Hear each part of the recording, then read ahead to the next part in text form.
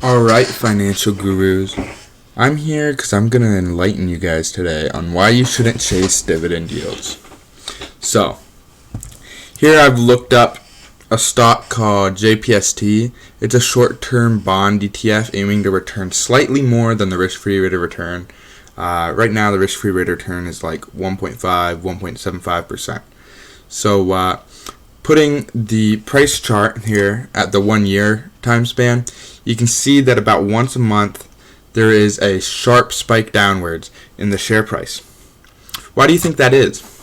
Well, the sharp decline is actually when the dividend is paid out. On the ex-dividend date, once a month, JPST pays out dividends, and the share price drops by the amount of the dividend paid out. So you can see they pay about 10 cents every month, right? And whatever they pay out depends on whatever the risk-free rate is, right? But now that we know that what is causing these declines is when the dividend is paid out, we can apply that to all stocks, right? So how about we go ahead and take a look at these models I built for demonstration as to why you shouldn't care about dividend yields. So, I've laid out 3 examples here. We've got the non-dividend paying stock.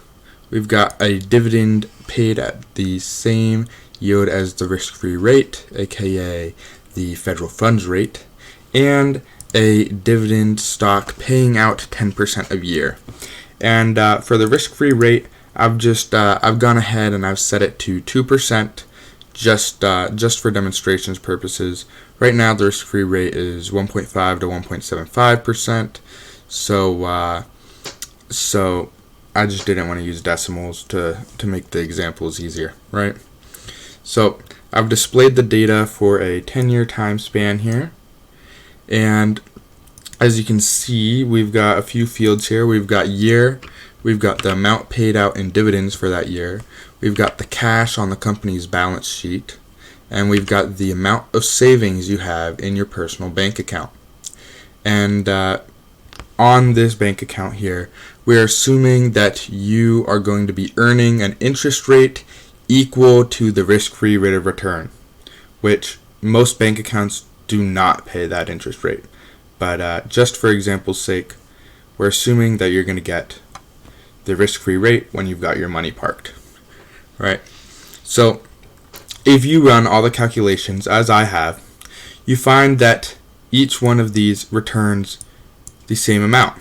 How can this be? Let's take a look.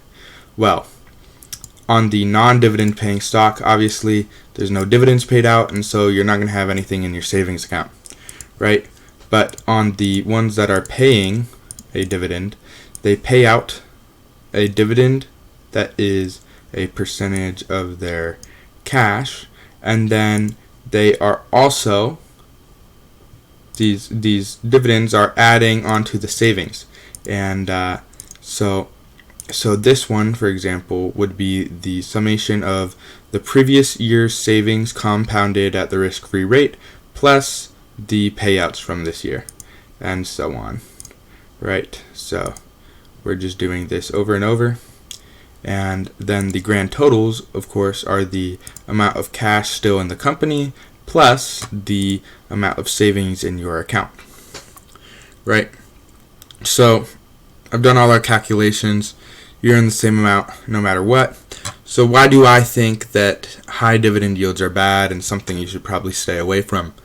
Well, some dividends are not considered qualified dividends for tax purposes, meaning that they are taxed as income. And interest paid on savings accounts is also taxed as income, rather than the capital gains tax rate, which is a lot lower. And we've all read the articles. You've got massive companies like Apple, the biggest companies in the world, are paying almost no taxes at all. So why would you pay taxes yourself by owning a dividend paying stock and paying taxes on your savings when you can just own a company that pays very little dividends or no dividends, and they are not paying any taxes at all. The math is all laid out, and the tax reason is pretty simple. So obviously the more you pay out to the government, the less gets paid to you, and of course we're looking to maximize our returns. So the returns earned on the cash in the company is the risk-free rate, and you're just subtracting out the amount that they pay, because we saw it with JPST, right?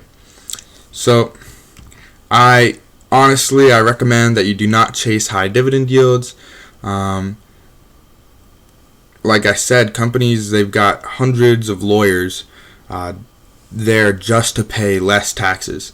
And since they've got billions in cash and you just have a few hundred or a few thousand, they're going to be able to consistently earn the risk-free rate, whereas you're going to have to earn 90% of whatever the risk-free rate is. Or if you've got Wells Fargo, you're going to earn like 0.1% interest rate, which is just absolutely horrible. So that's wrapping up the video. Hopefully you now know that you shouldn't chase high dividend yields. If you liked this video, please consider liking and subscribing. If you disagree, please feel free to leave a comment down below, and I will do my best to respond to you. Bye-bye.